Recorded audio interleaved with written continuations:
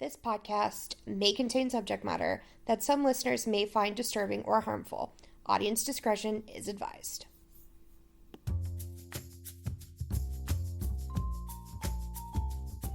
Giving free one-sided therapy to the stars of reality. It's Rachel and Kacie with CBT and the TV. CBT and the TV.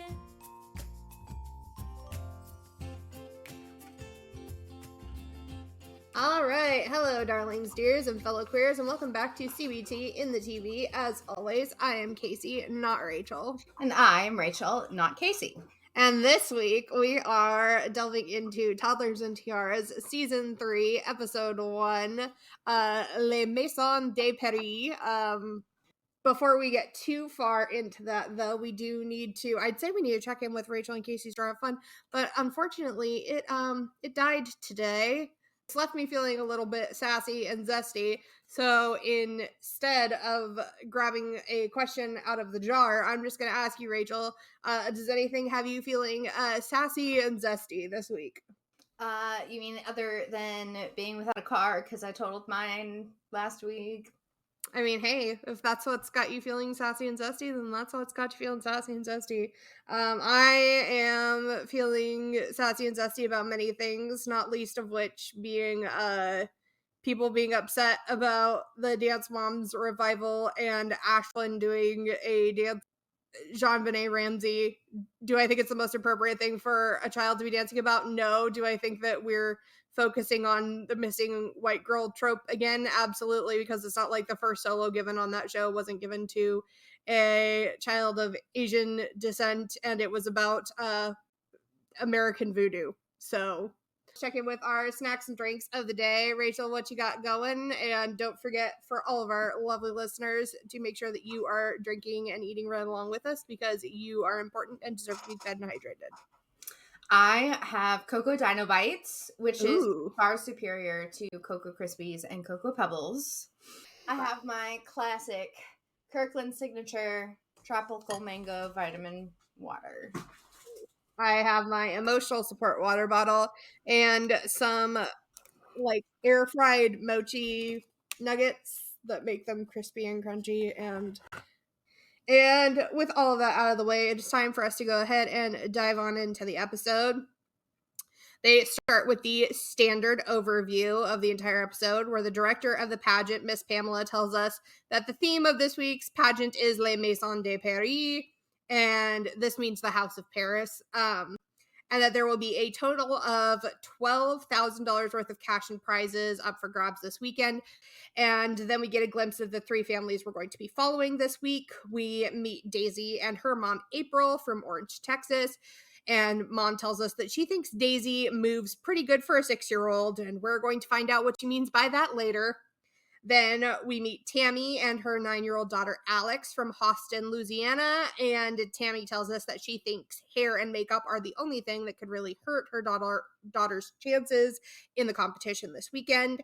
And lastly, but certainly not leastly, we hear screaming and fake fussing, and we are officially introduced to Miss Mackenzie Bell Myers from Montgomery, Louisiana, and her mom, Juana, like Don Juan, Juana, who tells us that she's not really sure how 4-year-old Mackenzie's going to do at the pageant because it's going to depend on what kind of mood she's in. We get some shots of Mackenzie throwing a fit, having an attitude, and popping her binky in her mouth, hollering for her nene. And then the intro plays. Once the episode really gets going, we meet with Miss Pamela Fontenot, who tells us that she is the director of Les Maisons de Paris and that she was inspired to create a Paris-themed pageant by people's love of the city of Paris and by how much it seems like everyone wants to go there someday, which valid, totally accurate. But she also says that France has a lot of influence in Louisiana, which is accurate. But then she goes on to say that French is one of their native languages in Louisiana. And as a person whose family is from Louisiana, many people did move there from France, so French was spoken. I think what she means is she's alluding to Creole and Cajun, both of which are native languages to the Louisiana. area and do sound a lot like French because they're heavily influenced by French because of French influence in the area. But French is not. It's not. This isn't Canada. It's not a native language in the area. No, ma'am. Just say you wanted to throw the French pageant. Shh, it's okay. Next, we head to Montgomery, Louisiana, where we join Miss Mackenzie at her house, and she introduces herself to us in an interview, saying that she's Mackenzie, she's 4 years old, she's a beauty queen, and she needs to be in pageants because she needs to wear fancy clothes. At which point, the tiaras that she's had on her head the entire time she's been telling us this falls off and onto the floor. She looks at it and screams. And this is Mackenzie in a nutshell. She's fine until something doesn't go the way that she'd planned it, and then she's screaming at you. Kenzie's mom, Juana, tells us that Kenzie might be new to pageants, but she really rocks the stage, and she wins a lot, and then wears her crowns a lot when she takes them home. Juana goes on to tell us that she doesn't like to make Mackenzie practice for the pageants because she feels like forcing her to do that might make Mackenzie like it less and then not want to do the pageants at all. And they follow this up with a shot of Mackenzie telling her mom, "I'm not going to do what you tell me." And Kenzie has a pretty strong Louisianan accent, and it is hilarious coming out of a 4-year-old. And Juana also tells us that Kenzie is an only child, so it can be hard to keep her in a good mood, which... please let your children experience boredom. It's not your job to keep them entertained 100% of the time. And trying to do so will, especially with a child like Mackenzie, that's only going to feed into this. Then we get a shot of Mackenzie saying she could do whatever she wants to. And Juana, I will say, is very calm when dealing with Mackenzie almost 100% of the time. And so when Mackenzie says this to her, she just says, okay. And I will say, I think that this fed into the narrative at the time that was painted about Mackenzie, that she was a brat and that Juana was a bad mom because she didn't correct her every time Mackenzie did something that adults would see as talking back. A lot of adults would not like it if a child said to them, "I'm not going to do what you tell me. I can do whatever I want." I think Juana's just like, she's not really doing anything wrong right now. It doesn't matter. So I'm just not going to feed into it because if I get into a fuss with her right now, it's just going to cause a power struggle. And no, we don't need that. Who cares? And then later she's yelling at her mom because Juana is packing up for the pageant. She's taking stuff out to the car ahead of time. And Kenzie is not having any of this because she says the pageant's not 2 days. So why are you doing this? And we start to get the feeling that Kenzie likes things a certain way. She expects them to be a certain way, and she definitely notices when things aren't following her schedule. We're never diagnosing anyone on this podcast. Absolutely not. But she shows signs that if you notice in a child in your life, I would maybe talk to the parent or talk to your child's medical team about neurodivergency.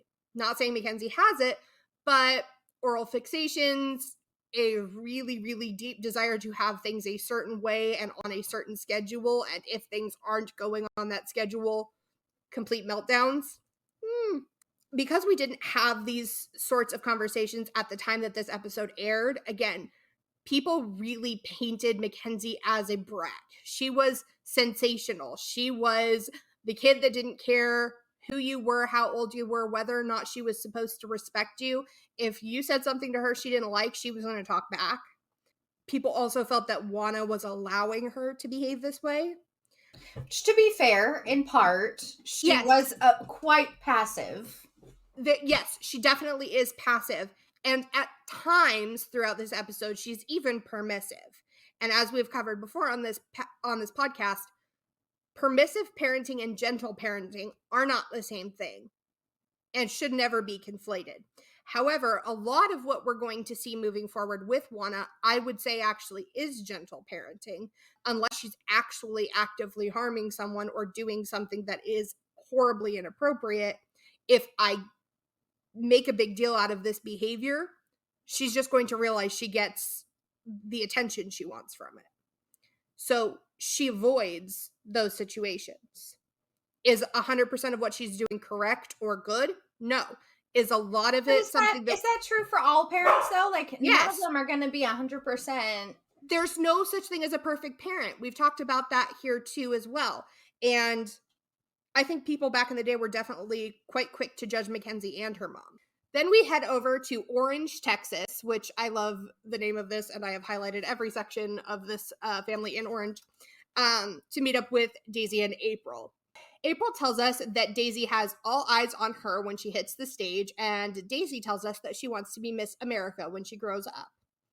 April tells us that both she and her sister used to do pageants when they were little and that they loved them. So when she had Daisy, she wanted to see if she might be interested in pageantry as well. She goes on to tell us that this is only like their 4th pageant, so they're still learning all that there is to know about the glitz world because things have changed a lot since she was doing pageants when she was little. She says that back then they didn't have all the fake hair, the false teeth, and the spray tans. So while it has definitely been an adjustment, she feels like little girls enjoy those things. It's like playing dress up, which Rachel and I largely agree with because we did performance as a kid. And I know that I fully remember my first dance recital at 2, and I was so excited to get my eyeliner and my fake eyelashes done. But as an adult, if I think that eyeliner and false eyelashes on a 2-year-old is like, maybe let's not do that until they're 4, okay? And we can like fully ask them if they would like that done. I remember being excited for it as a 2-year-old myself, but I see that happening to another 2-year-old and I'm wildly freaked out. So my question to you, Ray, is do you think that those of us who grew up in performance like April, like us, we see aspects of not just the exact performance activities that we were involved in, but those that are adjacent to it, and we're able to kind of be like, well, things have changed. Like it's easier for us to talk ourselves into things that have gotten more extreme, even though if we saw it without the lens of like, if we just walking down the street, we saw that, we'd be like, oh my God, what did you do to that baby? Do you think that happens? I mean, yeah, I think that when you are in a certain context where things are exaggerated or extreme, it kind of almost normalizes it when you're in it so much. And so when you're out of it and haven't been kind of involved in that aspect, it seems very, like, it's very daunting. It's shocking almost when you're inundated with that sense of extreme, and then other things are like, oh, that caught an audience, that caught attention, whether good or bad. We want attention, whether good or bad. And so then it kind of starts to be normalized and we kind of expect it. So Daisy goes on to tell us that she really likes dancing and that hip hop is her favorite. So she really likes parts of the pageants where she gets to dance. And this is where April says the line that she thinks that Daisy moves pretty good for a 6-year-old. And we get some clips of Daisy strutting her stuff on the stage and in the dance studio, showing off some moves that would have been right at home in Abby's rendition of Electricity, particularly when paired with some of her pageant outfits. Pageant outfits can kind of, like last week we were talking about Eden in her showgirl outfit. Did it still cover more than a lot of the costumes we see on Dance Moms? Absolutely. Does it cover less than a lot of the other outfits of choice we saw on the stage? Yes. Sometimes an outfit of choice is pants and a top. Are they glitzy? Yes. Do they cover a lot? Yes. Does a bodysuit cover a lot? No. So the costumes they have her rehearsing in for this TV show, it's like, oh, that's a little scary when you're telling us she moves pretty good for a 6-year-old. Maybe have her wearing her normal dance wear. I don't like this. And in some episodes, we see that the outfit of choice, while they have free choice, it's very leaves little to the imagination. Let's say it's literally like bikinis on 3-year-olds. Bikinis, or they go the complete opposite route. They cover the child pretty much from head to toe, but they do something like she's a Dolly Parton impersonator, and so while she's wearing a jumpsuit that covers her head to toe, she's a 3-year-old, and they've padded her chest and her rear end. We head back to Louisiana to meet up with our final family, Alex and Tammy, and Tammy tells us that Alex is a beauty pageant pro, and Alex tells us that she rarely loses at pageants. And since Alex is the only one of our contestants this week who isn't new to the pageant world, this is the only time we get a tour of someone's crown and trophy room for the week. Mom and daughter show us some of her awards while taking turns play awarding one another with the different crowns and it's a really lighthearted, cute moment. I really liked this bit. Tammy goes on to tell us that Alex has won lots of money over the years, but that they haven't really kept track of how much it is. And I know a lot of people, myself included, feel like the money should be used for Alex's future, and that it can be hard to watch an episode and hear families be like, oh yeah, she's won lots of money, but we have no idea how much. We don't even keep track, or we let her spend it however she wants. Not that they said this, but it does happen in other episodes. And you would love for them to say, like, it's all in a trust, it's all in the bank, it's ready for her to go to college, so they would know exactly how much is there because it's all in the bank.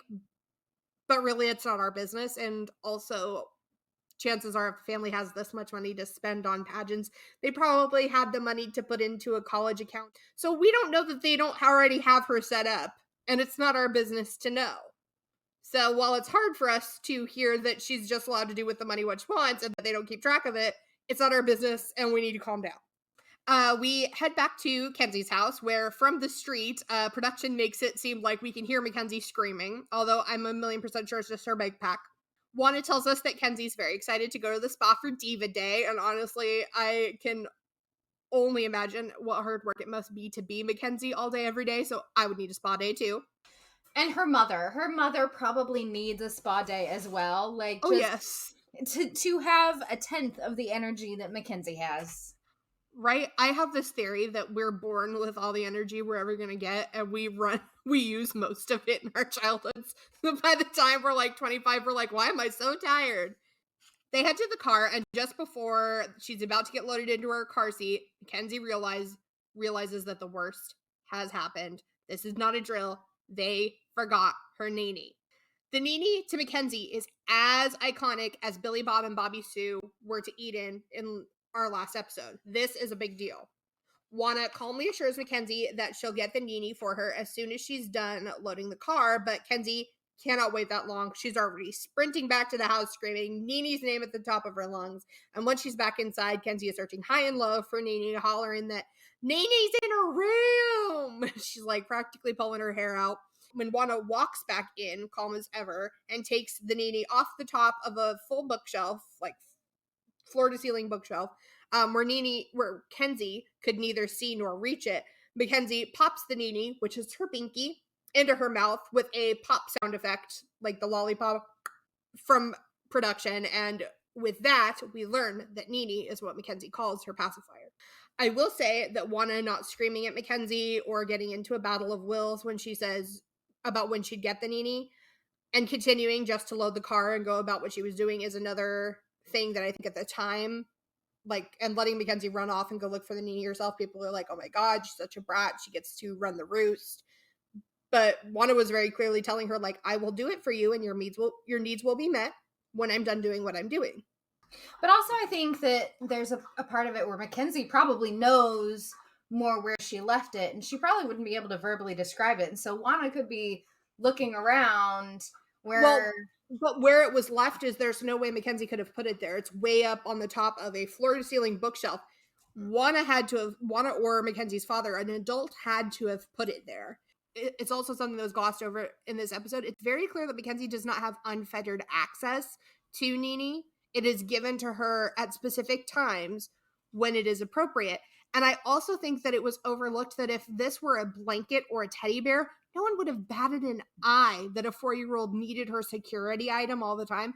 But because it was a pacifier, people were freaking out. And yes, that does impact Mackenzie's dentition. But you, personally, parents out there, I'm sure a million of you know that you have no say in what your child is going to emotionally attach to. Sometimes it's a fucking cucumber. I've seen it. I was a preschool teacher. Sometimes it's a cucumber and you're like, oh my god, what if I can't find one that looks exactly right enough so when this bitch starts to rot, I can switch them out. You have no say. I will say that there are, and I can post these on the link tree, there are resources such as like ARC therapies where there's like jewelry to help with that oral fixation. I have a client who is in double digits and has that oral fixation still, and the parent has thought about getting one of those adult binkies, but we found an alternative so that the kiddo can take it to school without having to worry about, being taunted or teased or judged for having this oral fixation. And so there are ways that we can accommodate it. And how many of us as adults, all of you listening, how many of you still sleep with a blanket from early childhood or a stuffed animal? And I think the issue is back in 2009, we did not have the words to talk about support around oral fixations in children. We were so worried about, oh my God, she still sucks her thumb. Oh my God, he still wants his binky. Oh my God, he still wants his bottle. You have no say in what your child emotionally attaches to. And acting like it's weird to see not necessarily your child, but another child with that attachment and fixation is never going to be helpful. It's only going to further stigmatize. And if anything, that kind of drives the child further into that attachment because they're not being supported. And the only place they're going to feel that unconditional love and support is through that item. If your child can't form a secure attachment to you, why not just let them form a secure attachment with a pacifier, blinky, doll, stuffed animal? Give them a secure attachment. Now that Kenzie has her Nini, we can move forward with getting loaded up in the car and heading out for Diva Day. Then we get to head back to Austin, Louisiana at Alex and Tammy's house where Alex is working on a project at the sewing machine and Tammy is supervising. And this was another moment that I really loved. Tammy goes on to tell us that Alex actually likes to make a lot of her own clothes, both for the pageants and for every day. And Tammy says that if Alex gets a pair of jeans, she's going to want to paint on them. If she gets a new dress or outfit of choice for a pageant, she's going to want to add a little something extra to it to make it her own. And Alex tells us that she wants to be a fashion designer when she grows up because she loves to put her own touch on her clothes. And I really loved that we got to see this side to Alex, but I also really loved that Alex was given the freedom to and the empowerment to explore this interest, because I know a lot of parents and adults would not necessarily love the idea of letting their kid paint and draw and doodle on their clothes. But because of the support Alex is being given here to test out her self-expression, she's really grown quite talented, and the things she creates look every bit as good as something you'd buy in a store. And I think sometimes parents don't want to let their kids experiment with things like doodling on their clothes or doodling on their shoes or doodling on their skin because they're like, it looks terrible, it looks trashy, and you're supposed to wear this out. But your kid's never going to get to expert level if you don't let them start as a novice.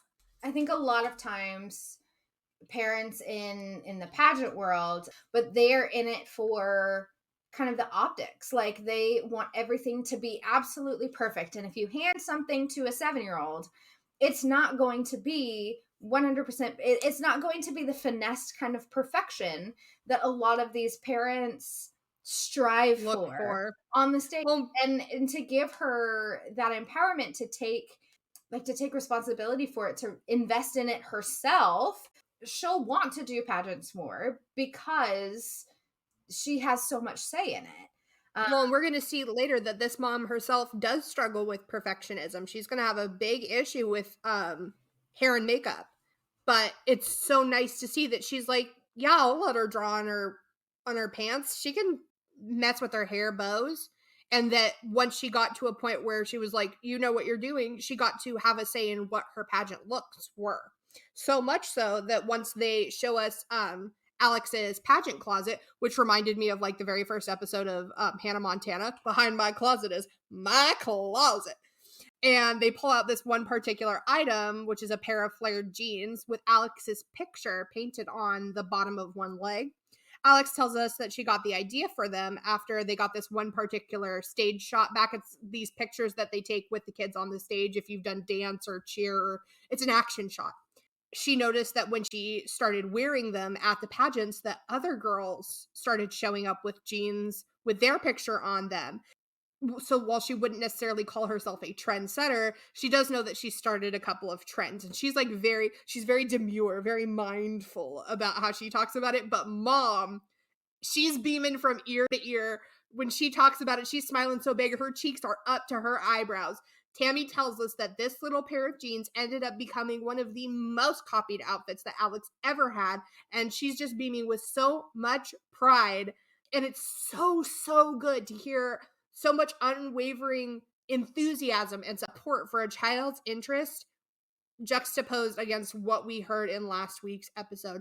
And while, again, I'm not going to say I love every choice that any of the three mothers in this episode make, all three of them are 100% here for their kids and wanting them to do what they like and do what they love and not get in the way of that. We then head back to Orange, Texas, where we join Daisy at her house where she's getting ready for a spray tan. And April tells us that after their first couple of pageants, they just went ahead and bought their own spray tanning machine to have at home, which I don't blame them for. And Daisy tells us that she really likes having the spray tan done at home because this way she gets to dry by jumping outside on her trampoline, whereas if she has it done when she's already at the pageant, she has to dry by standing really still in her hotel room and maybe getting to watch some TV.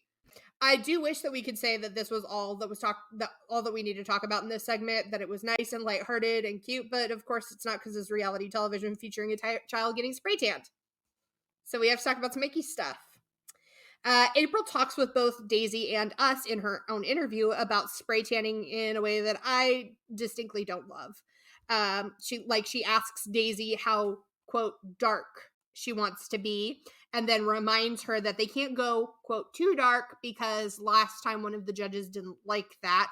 Then tells us in the interview that they didn't know about the spray tan at Daisy's first pageant, so she ended up being the, heavy on the quotes here, only little white girl up there, while everyone else looked like they came from the Caribbean.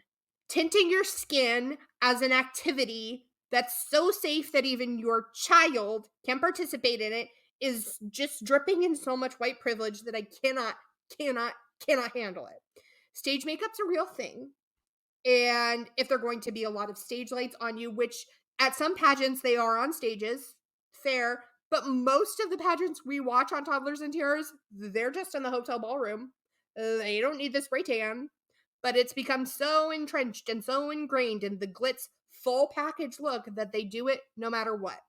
And it's so quite an interesting shift when you look at the history of all of it. It's very well, let our listeners independently go research that rabbit hole. Like almost everything in this country just comes from gross racism. Spoiler alert, it is.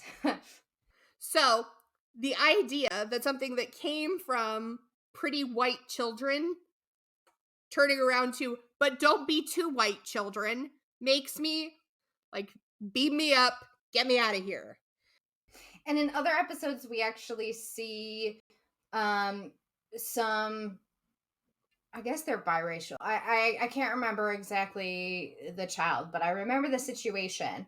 And the one parent was like, why are we tanning a kid who already has darker skin? And it's because a lot of these little white girls go so dark that she would look white in comparison. Yep. Beam me up, Scotty. I want out of here. And I can't imagine what it's teaching all of these children about their bodies. And then also, of course, because it's reality TV, we can't leave it with just that bit of grody-ness. We also have to have full body shots of little Miss Daisy as she jumps on the trampoline to dry off in an outfit that allowed her full body to have been spray tanned. Why was anyone filming this? Couldn't tell you. And why did they have to leave it in the edit and put it on television? Couldn't fucking tell you. But I do know I hate it. Back in Montgomery, Louisiana, Miss Mackenzie has made it to the spa for Diva Day, and we meet Kenzie's Aunt Megan, who owns the spa.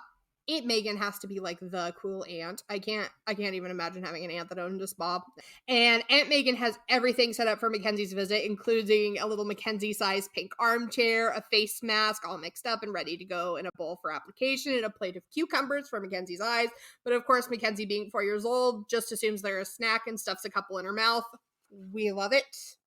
I mean, same. Right? Like, such a vibe. She's the vibiest of children. And Mackenzie comes over and tells Mackenzie that the facial she's going to be getting today is a very special one because it is a chocolate facial. And Kenzie wants no part in that. Absolutely not. What are these wacky grown-ups talking about? Chocolate does not go on your face. It goes in your face. So she starts to freak out a bit. And Megan tells us that Mackenzie can be a handful and that she wants to do what she wants to do when she wants to do that, and that she's going to do it. Sensory fear, I'm wondering. Right? We're going to keep that thought right here and just tally throughout the episode what you've noticed. Anyway, since Mackenzie wasn't feeling the facial, they decide to move ahead with her nails, and the nail technician, Melissa, introduces herself to us in the interview, and in the background, because all this is happening in the spa, we can hear Mackenzie hollering at somebody, and Melissa looks over in that direction and then looks back at us like, oh shit, what have I gotten myself into? And it's so funny. Kenzie isn't a super big fan of having her nails done either. And she tells us that the water for her pedicure is too hot, and she starts to cry about that. And then they try distracting her by giving her a fancy drink with a pink sugar rim, and the sugar sticks to her lips. She's not amused by this. The grown-ups tell her, like, oh, it's sugar. It's so good. And she's still like, nope, not having it. She gives it back to them, and she says she doesn't like sugar. And Melissa, who is still painting Kenzie's toes, says, you know what's in cookies? Sugar. And Kenzie retorts like that.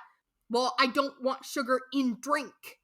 And again, this is my favorite kind of 4-year-old. Meanwhile, in Orange, Texas, Daisy is headed to the dance studio to get some rehearsal in before this weekend's pageant, and Mom April tells us that she enrolled Daisy in dance at 2 years old, and she could tell very early on that dance was just going to be a very big part of her little life because of how much Daisy loved it.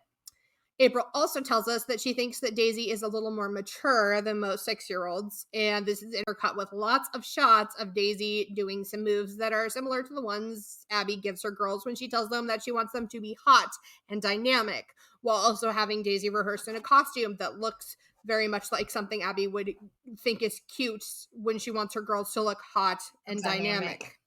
April goes on to say that Daisy has always had a very mature personality, and that she thinks that Daisy gets it from April herself. Now, is it possible that April was not talking about how Daisy does dance routines that might seem too grown up for some people when she's talking about Daisy's maturity level? Absolutely. But is it super, super easy for production to conflate these two things with the footage being provided to them? 1,000,000%. It's why I don't love to talk about the fact that girls mature faster than boys, because even though we have scientific evidence that proves that female brains mature quicker than their male counterparts, there's so easily just an opening to interject that narrative with they mature more quickly with Physical development, and then matures faster turns into just fast. April goes on to tell us that she thinks that there's a lot of negativity surrounding pageancy, and they're going to sandwich it in with even more physical stuff, because she goes on to say that people who say that the girls are being dressed up to look older than they are, or that they're being sexualized, just don't get it, and that they're just wrong. She doesn't feel like anything Daisy wears or does is harming her, and that girls know that they don't wear their fake hair, false teeth, and eyelashes every day, that they know the difference between dress up and real life. Ray, I did want to ask, again, do we think that April's pageant blindness is creeping back in here? We know that children do often struggle with the idea of knowing the difference between real and fake. And while I do think that the girls know, like, I wear this stuff at pageants, this isn't every day, but they are being given awards like most beautiful, and they're only being given those awards when they're wearing their fake hair, false teeth, and spray tan. Do we think that, especially because moms in the South tend to do some of these things as everyday, like, self-care requirements before they're ready to leave their house, do we think that she might be missing some of the things that could actually be harming Daisy? I mean, probably. And in later seasons, you kind of see Most Beautiful move to Best Personality or Fresh Face. Like they change the wording of it because beauty is very subjective. Some of it comes from just the language in general that's used and people's understandings of it. Back at the spa in Montgomery, Louisiana, Megan and Juana still have not been able to convince Kenzie to give the chocolate facial a try.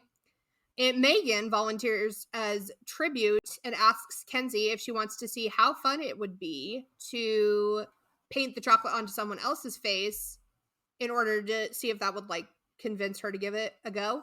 And Kenzie, of course, has other plans, and she says, "No, I want to put it on Mom."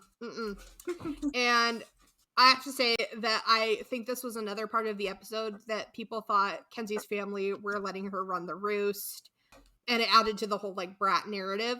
But I really love when caregivers bring kids into activities by showing them how it works. Adults often forget that even if we're not talking, like Rachel and I are keeping a tally of maybe like sensory sensitivities that Kenzie might be dealing with.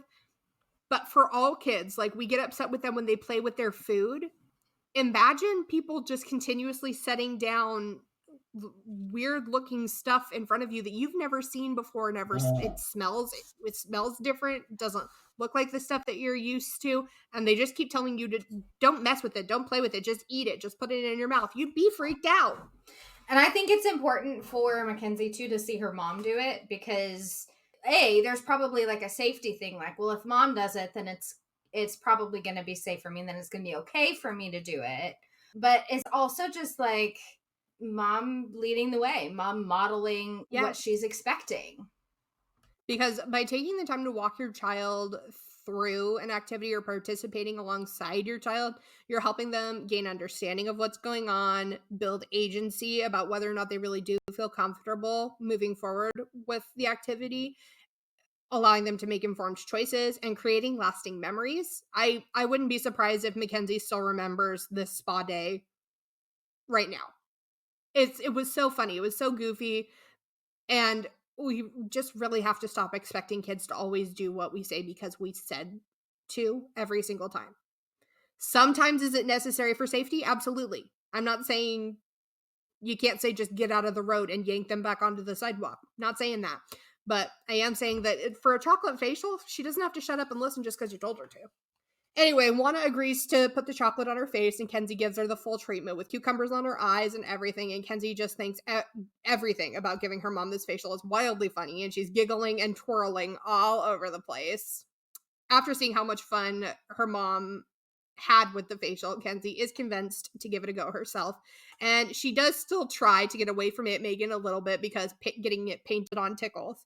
But as soon as she discovers that she can eat the chocolate, she keeps asking Megan to paint it right by her mouth, and then she licks it right up. So Aunt Megan puts some more on, and Kenzie licks it off again, and by the end of it, everyone is giggling and goofing off together and making silly faces with the cucumbers on their eyes and laughing themselves silly. Kenzie is scooping the chocolate off of her face with both hands and licking her fingers, and then suddenly she tells everyone, okay, that's it, I'm done. And again, I think people thought that this was bratty, but Mackenzie could very easily have been overstimulated. This was a lot. And on top of which, we're only seeing what's in front of the camera. We're forgetting that there was a camera crew.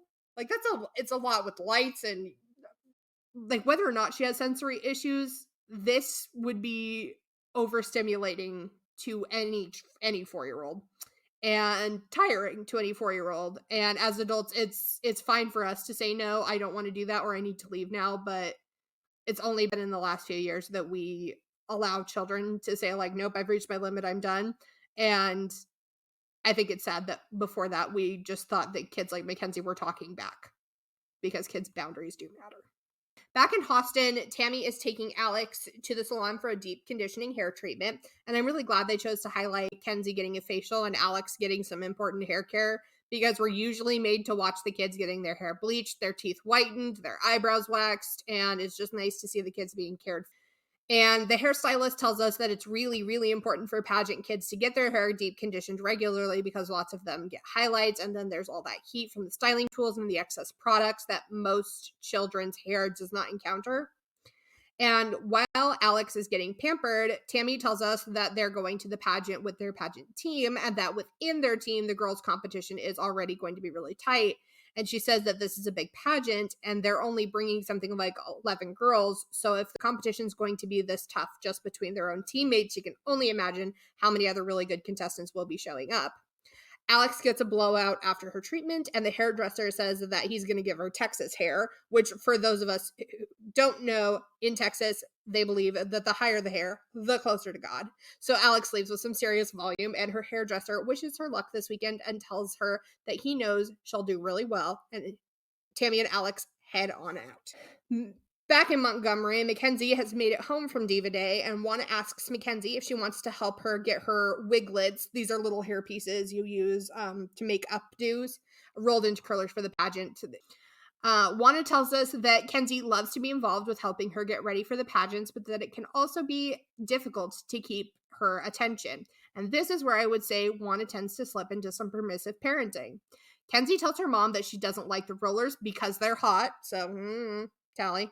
And she gets a curler tangled in the hair and starts to fuss about it being too hard, but Juana doesn't get flustered. She doesn't tell Kenzie that maybe it would be easier if mom just took over. She just untangles the curler and helps Kenzie try again. This is gentle parenting, and I love it. Juana tells us that getting ready for pageants can be really hectic, especially with Mackenzie running around everywhere. And we see that Mackenzie has now completely lost interest in rolling hair and is running around, bouncing on the couch, making it so her mom can't continue her work, and screeching and hollering. And Juana says that Kenzie always wants to do exactly what she wants to do, exactly what she wants to do it, and that it's usually easier if she just lets her do that.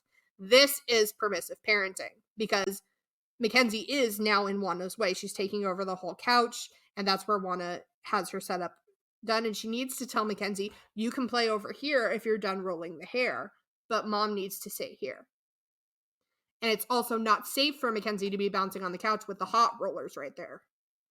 So just letting Mackenzie do what she wants in this case is not safe, and it's not acceptable. Daisy and April in Orange, Texas are headed to the dental lab to pick up Daisy's new flipper because she's right at that age where her baby teeth are falling out and her big teeth are starting to come through. And Daisy tells us that she loves her new flipper and that flippers make your teeth look big. Flippers are, of course, like clip-in veneers.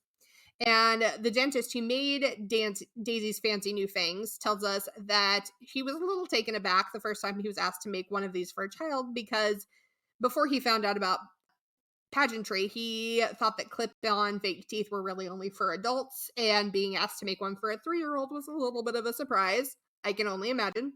And Daisy's all set for the pageant, and so are we, so we get to head into the big day. So that the contestants will be competing in 2 categories this weekend. There will be the beauty walk and outfit of choice rounds of competition. Then we get a little compilation of Pamela explaining to the families at registration how to pronounce the name of the pageant. Then Tammy, Alex, April, and Juana all give it a try. And I do want to point out that Tammy, Alex, and Juana are all from Louisiana, and all of them were like, I have no idea what I'm supposed to even, nope. Which is so funny that they're all from Louisiana and Maison de Paris, because French Quarters in New Orleans and Creole is very French-based. But that's what I'm saying is I'm like, again, I'm 1,000,000% sure that Pamela just wanted to throw a French pageant. So just say you wanted to do that. And they all just dissolve into giggles. They're like, we can't say that. That's silly. And Kenzie's a big old mood, and she isn't even trying to say it. And Daisy just tells us that she's from Texas, so she doesn't speak French. All the families arrive at the pageant, and Pamela tells us that there's going to be some really stiff competition this weekend, but that they have enough prizes and crowns for everyone to leave happy, so we'll see how that goes. And as she's telling us this, we get some shots of the upcoming competition, and we see that Miss Eden Wood herself is right behind Mackenzie in the line for beauty.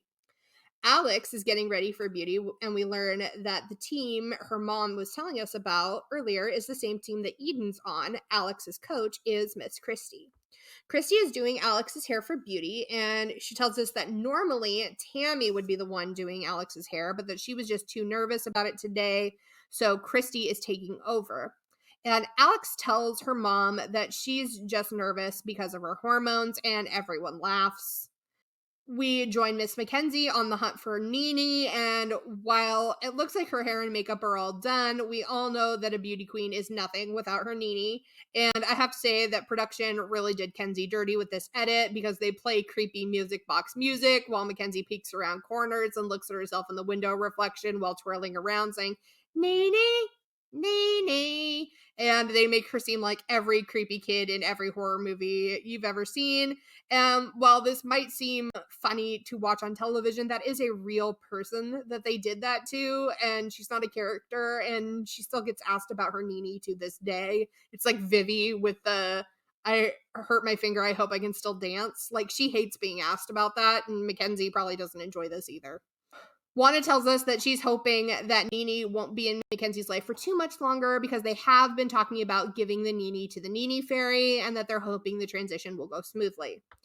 Daisy is also getting ready to compete in her hotel room. Not that she's getting ready to she's not going to compete in her hotel room. She's getting ready in her hotel room. I wrote this really well. We got you. And April tells us that she's most nervous about beauty today because they're still so new to pageants and that there's so much that goes into beauty and they really aren't sure that they have it all down yet.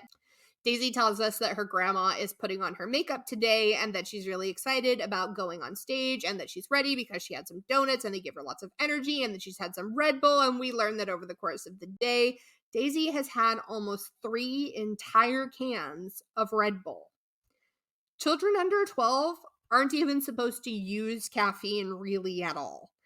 And the amount that this 6-year-old has in just a few hours is only 2 cans away from the 5-can limit that is safe for ingestion for adults before they run the serious risk of caffeine overdose. This is not safe, and it is a part of pageantry that I don't love. Parents call pixie sticks pageant crack and let their kids consume up to 14 in just a few hours. And while I understand the desire to hype your kid up for the stage to make sure that they're bright-eyed and bushy-tailed and awake because they have to get up so early, sugar doesn't actually make your kid hyper, and giving your child stimulants is worrying. Which is funny because for kids who have ADHD, if you give them caffeine, it's going to do the opposite. It's going to make them crash. So I wonder how many of these parents are giving their ADHD kiddo caffeine and then are like, why do you look why aren't they staying awake? Yes. You're supposed to skip your nap today. Here, drink more. Kenzie is getting into her new beauty dress, which she says she likes, but it's itching her. And Wanda tells us that she's not sure how Mackenzie is going to do today because it really does depend on what kind of mood she's in. And then we get a shot of Kenzie not wanting to have her earrings put in, which I can't say I blame her. I hated that feeling as a kid too. And boy, the sensory sensitivities for this kid really are stacking up. And then she becomes horribly upset that her mom had put socks on her pageant shoes. Stupid grown-ups. Everyone knows the socks go on your feet and then your feet go in your shoes. No socks on the shoes. So it turns out that these aren't socks, they're covers. Like, you know, you get a dust cover with a fancy purse. These are scuff covers for the shoes because they're fancy white pageant shoes and you have to travel to the pageant, so you don't want them getting scuffed up in transit. But Wanda remains calm and she presents Kenzie with some choices. She asks Kenzie, do you want me to take the things off and then we can put the shoes on? Do you just not want to put the shoes on right now? And again, I think this back in the day painted the narrative that Mackenzie was allowed to run the roost or that she was a brat. But we know now that offering choices helps to de-escalate things for children. I have had to intervene when a grown adult told a couple of older teens who were basically having panic attacks that they needed to calm down. I was like, nope, we're not doing that. No, sorry. Once Mackenzie's concerns about the shoes have been addressed, she's excitedly on her way to the pageant, holding hands with her mom and dad, saying she feels like a princess. And she's so excited that when Nene flies out of her mouth while she's telling everyone how excited she is, she doesn't even notice. It's now time for beauty, and Mackenzie's age group is up first. Wanda tells us that she's a little bit nervous now that she's seen how big Mackenzie's age group is, and that they're also nervous to be competing against Eden because she's such a big name and does so well everywhere she goes. Kenzie is waiting to take the stage, and as she's in line, Wanda's reminding her of all the things she needs to do once she gets on stage, and just like at the spa, 1 second, Kenzie's nodding along, and then the next, she is past her threshold. She blows a raspberry at her mom. Get! And sensory overload. Yep, she's like, nope, you've done it now. Too many sounds, too much excitement. Mom, yep. And again, words. Do I think that this is the most polite way to ask your parent for space? No. Is it funny to watch? Abso-fucking-lutely. And as adults, do I think that we tend to hover over kids right before they take the field for a game or head in to take a test or hit the stage for a performance and try to remind them of absolutely everything in order to protect them from anything bad we might think could happen? I do think we do that. 100%. Because we want to alleviate our own sense of like, okay, we set them up for as good as things could go. It's all in their hands now. We got to ease our own anxieties without recognizing what theirs are. Yeah, but we never stop to ask if any of that really helps. And if anyone did this to you as an adult right before you were supposed to do an important task, a lot of us would probably do a version of what Mackenzie did right here, which would be to tell the other person, like, hey man, I've got this. Thanks, you can go. Kenzie hits the stage, and while she doesn't have the polish that Eden does, she has this innate sassiness and personality that she brings to every routine she does, even beauty, where she's doing things a little slower and more graceful. We also find out that Mackenzie is a member of Miss Christie's team as well, from the shirts that her mom and aunt are wearing to cheer her on at the beauty competition. Kenzie comes off stage, and Megan says that she knows that Kenzie can be a holy terror, but that when it comes to getting on stage, she really just turns it on, and that she loves to be on stage so much that she'll do whatever she has to do to be allowed to go back up there. And this is punctuated by Juana picking Kenzie up to give her a hug after her routine, and right after she hugs her mom back, Kenzie says, now put me down so I can go back in the line to go back on stage. Daisy's age group is up next, and Daisy tells us that she's really excited to go on stage, and April tells us that she knows that Daisy is going to sparkle and shine and that she's just going to nail it. Daisy takes the stage and does a great job, especially for someone so new to pageants, and after she comes off the stage, Daisy tells us that she thinks she did a really good job and that her mom and her grandma were so proud of her because she was so slow and graceful and did all of her moves, and she looked at all the judges. Daisy is polished to the T, as that, like, the looks, the mannerisms, the elegance with which she performs. If they didn't tell you, if they didn't make a big deal out of telling us in this episode that this was only Daisy's 5th pageant, you would not know. She doesn't have a professional coach. They're doing all this at home. I would imagine that her dance background has a significant support in this. Dance, but I mean, there's something different about doing beauty. I don't know what her mom and grandma are helping her with, but oh my gosh, it's so good. It's Alex's turn for beauty now, and Tammy tells us that Alex's age group for this pageant is going to include everyone from ages 9 to 12, and that's going to make things quite a bit tougher. If you don't know about pageants, 9-year-olds are still wearing like the little girl cupcake dresses. 12-year-olds are where they're starting to wear like ball gowns and do interview questions. So to me, this is mind-boggling that they combined all of them into one age group. Alex tells us that she knows her mom is worried about a lot of things right now, including Alex maybe not looking as glitzy as some of the other girls in her age division, but Alex tells us that she feels good about everything and that she's looking forward to going on stage. The only thing that matters. Seriously. Alex does her routine, and Tammy tells us that at one point, Alex's smile started to look like it was a little forced. So she hollered out, "Go Smoothie," to her from the audience, and that reminded her to loosen up. And I love when parents come up with stuff like this because pageants have a very strict thing about like no coaching from the audience after a certain age, but sometimes your kid's doing something that they don't know that they're doing. And if you have a code word, because the judges aren't going to know that you don't call her Smoothie all the time. Like, if you have like code words with your kids to help them with, I love stuff like that. Like if they have a code word to be picked up from a house if they're not feeling comfortable, or something to help them get back on track on stage, I love that. Alex finishes her routine, and Tammy tells us that she noticed that Alex was the only one in her age group that had her hair up and had some extra pin-ins in her hair and didn't have a fall going, which is like the longer fake wig. So she hopes that having done something different is going to help Alex stand out from her competition. With beauty now over, everyone heads out to get ready for outfit of choice, and Kenzie is getting turned into a little toy soldier for the next bit of competition, and she is armed to the teeth with attitude. The outfit has a lot of individual components that have to be put on one at a time, and this is a nightmare for someone like Mackenzie. She is quickly losing patience with having to stand still and have her outfit built onto her one bit at a time.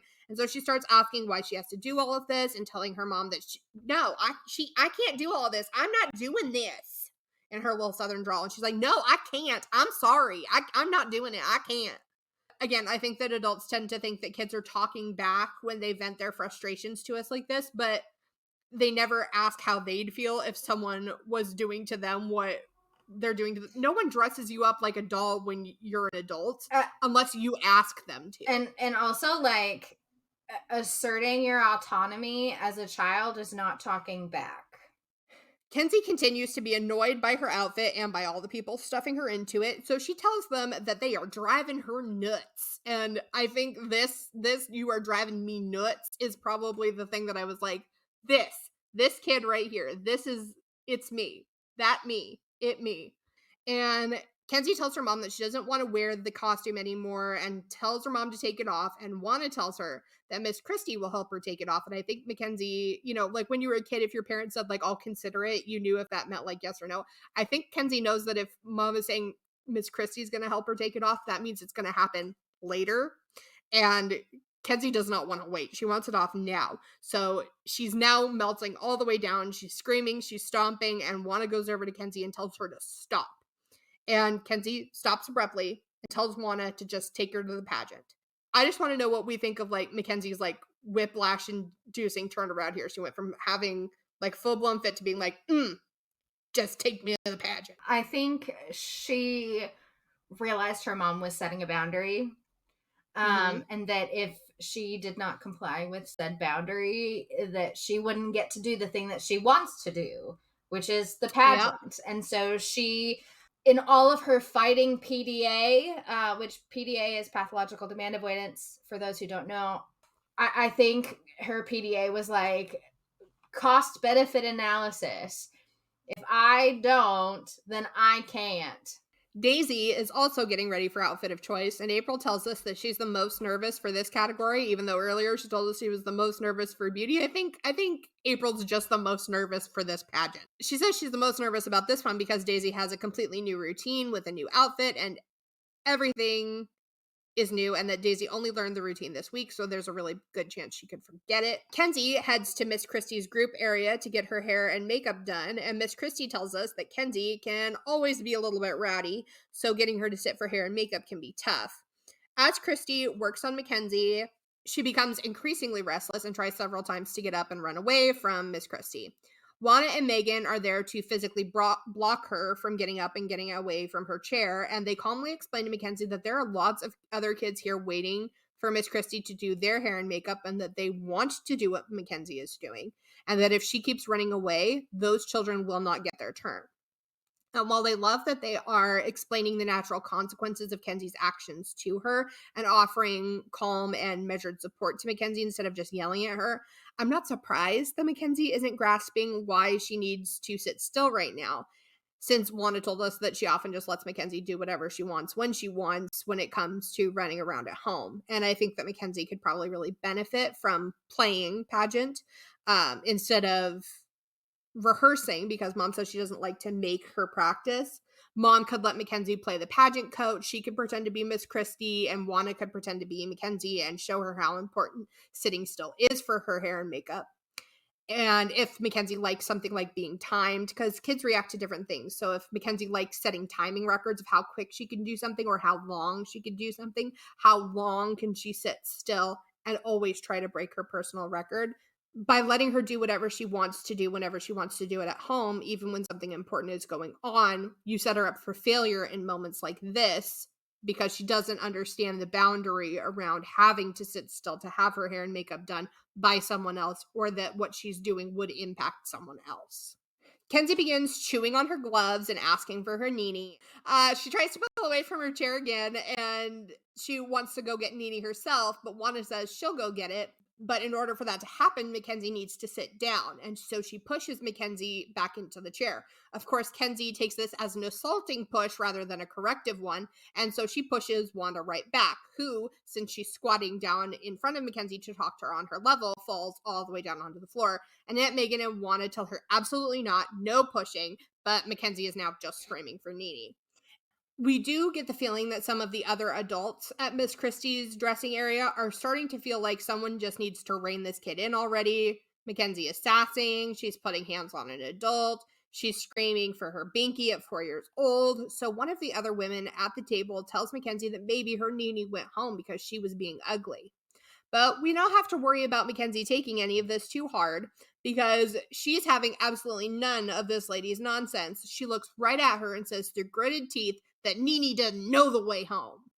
And her tone is dripping in mind your own business. This was an A and B conversation. See your way right back out. And as much as I know that lots of adults see this as disrespect and backtalk, I absolutely love when kids give as good as they get to grown-ups who are sticking their noses into business that's not theirs just to try to shame a child.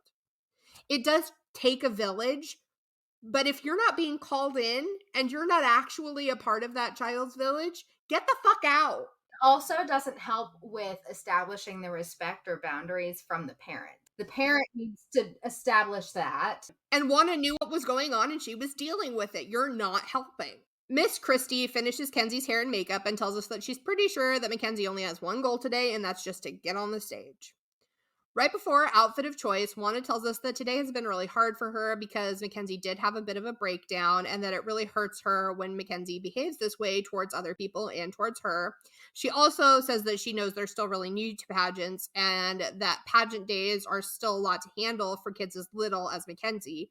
So she worries that making a big deal out of Mackenzie's behavior could just make things worse, and that if she lets things progress naturally, she hopes that Mackenzie will just get used to the pageants and she'll become more disciplined naturally. So this is something that I actually coach parents on, is selective, like ignoring the behaviors that you don't want to see because they're working.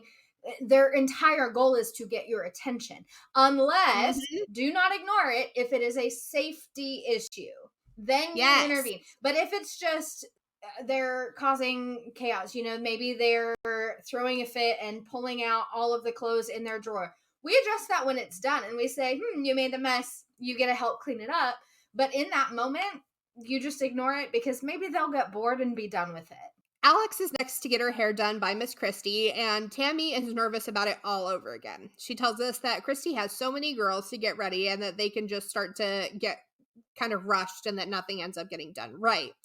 Personally, I love the hairstyle that Christie did for Alex. I think it was super cute. It was like half up, half down with two little pigtails. I loved it. But Tammy seems to think that it makes Alex's face look, quote, fat.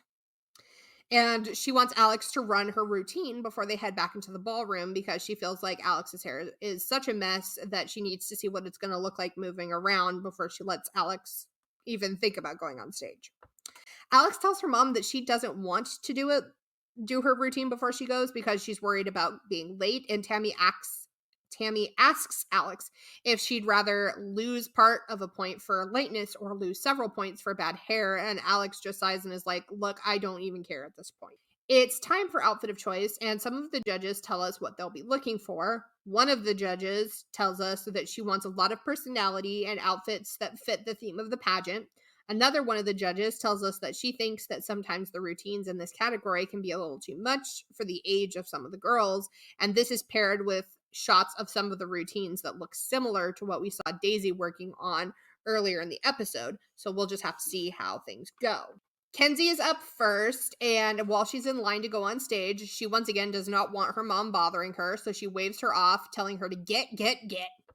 And Kenzie takes the stage for her toy soldier routine, and she does very well. And Kenzie comes off stage and runs right over to Juana yelling, again. She wants to go right back up there, and we can definitely tell that Kenzie's love of the stage grows stronger every time she gets to be up there. Daisy is up next, and we see her outfit actually covers almost her entire body. And while her routine definitely still includes some choreography that I personally wouldn't give to a 6-year-old, it's definitely not as bad as some of the other routines that they had Daisy practicing earlier in the week. Both April and Daisy's grandma tell us that they think that Daisy did a really great job remembering everything and that her dance teacher would have been really proud of her. They also tell us that they are so extremely proud of Daisy and that as a family, they do everything they can to back her 100%. And again, in comparison to what we heard in last week's episode, this is just so nice. It's finally Alex's turn for outfit of choice, and right before she goes to line up, we can see that she and her mom are still fussing at each other. And as parents, again, I think it's really easy to get caught up in how you want to present your child. It's not just parents. I think teachers, like if you teach a performance sport as a coach, it can be really, really easy to be like, they have to look this way. Sometimes the idea that that child or those children are their own person or people and that those bodies belong to them can go right out the window. And if that child is telling you they're fine with how they look and feel, you really need to take a step back. We can't always control every little thing to ensure perfection for our kids, no matter how much we want to. Alex takes the stage, and from what we get to see, her routine looks like it goes really well. Tammy tells us that she did notice that Alex rushed a couple of parts in the middle, but that she covered it really well, and that considering they'd been having a stressful moment right before Alex went on stage, she had to have been feeling flustered. So while she doesn't think that it went perfectly, she does think that overall it went really well and that Alex rocked the stage.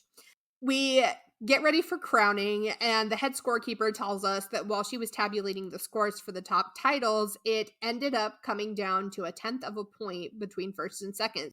Mackenzie is up first, and she wins Divisional Supreme Queen, which is first place in her age category. So she gets Divisional Supreme Queen, and she doesn't pull for a higher title, but Wanda tells us that with how tired and cranky Mackenzie was this day, she's glad she ended up doing this well at all, and that she's really proud of Mackenzie for wanting to continue with pageants, and that she's also surprised with today's win because it is the best Mackenzie's ever done. We get a shot of Mackenzie getting crowned, and she's like so happy and seems so surprised that she won her. Then we get a shot of her coming back to sit with her family and hugging her crown. It's so cute. We also then get an interview with Alex, who tells us that she got to meet Mackenzie today and that Mackenzie tried to bite her. Do I believe her? Yeah.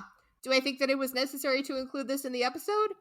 No. It can be a very oral sensory fixation. The client that I mentioned earlier, we found that in sensory overload, they tend to go to that oral fixation, and it kind of, even if it's just a gentle bite, that's what that client goes to because it's such that oral stimulation.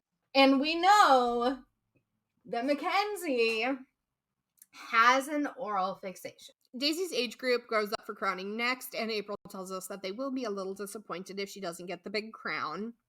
Daisy wins Prettiest Hair and Best Photo along with Divisional Queen, so that's second place to the Divisional Supreme.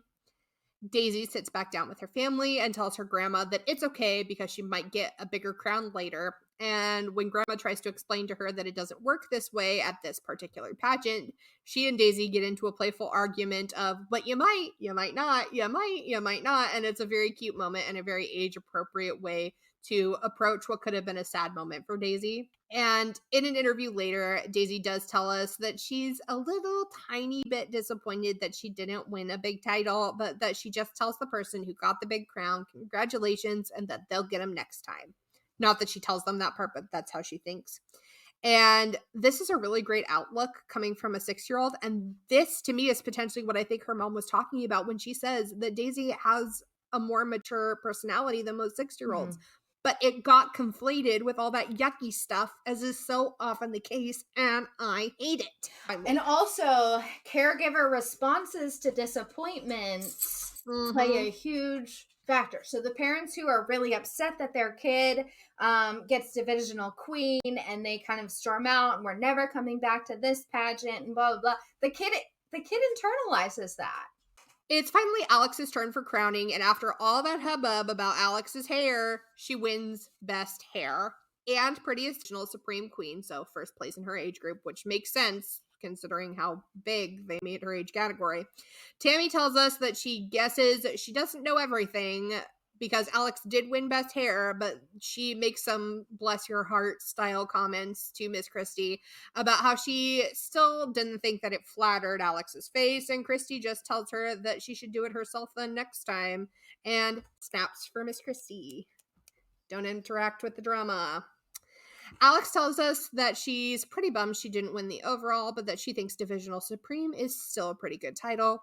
Tammy tells us that she was disappointed that Alex didn't place higher, but that she wasn't surprised because she thinks her new hairstyles really threw her off and that they'll definitely be going back to their old ones for the next pageant. And again, I really think that this mom slipped into some perfectionism when it came to hair and makeup, which to me, I found interesting juxtaposed with the fact that she's fine if Alex doesn't do perfectly with her sewing and art at home and allowed her to explore that. I also wonder if it's a sort of a my kid can do no wrong mentality.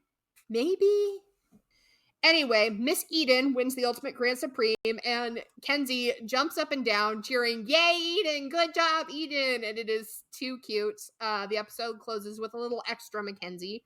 Wanda tells us that Eden won today, and she'd love if Mackenzie got to that point in her pageant life, but she's not sure that it's going to happen, and that they're just focused on learning discipline through the pageants, though she isn't 100% sure that this is the avenue that is going to allow Mackenzie to do that. Then the producers added in a clip of Mackenzie punching herself in the head with her baby doll, then slapping the doll, then laughing, then repeating the process, then telling us that it hurts. Thanks, production, because what would we do without this little gem at the end of the episode?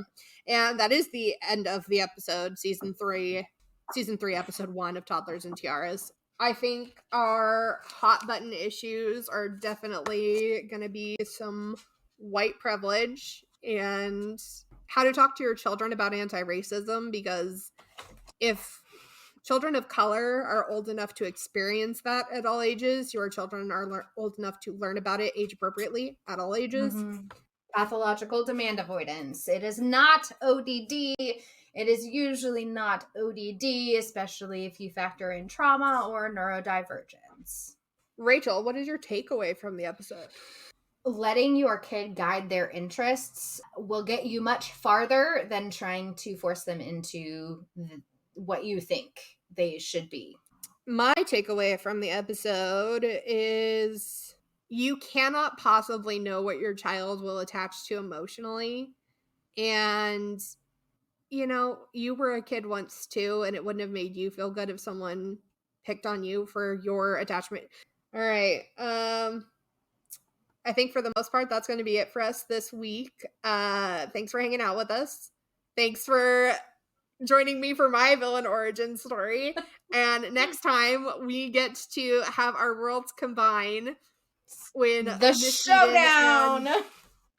Miss Mackenzie. It's not the first time they compete against each other, but it's the first time they are featured against one another. But we will have a grand old time. And as always, I have been Kacie, not Rachel. And I have been Rachel, not Kacie. Bye. CBT in the TV is hosted by Rachel Sprague and Kacie Campbell. Our show is produced by Rachel Sprague, Kacie Campbell, and Yakov Paley.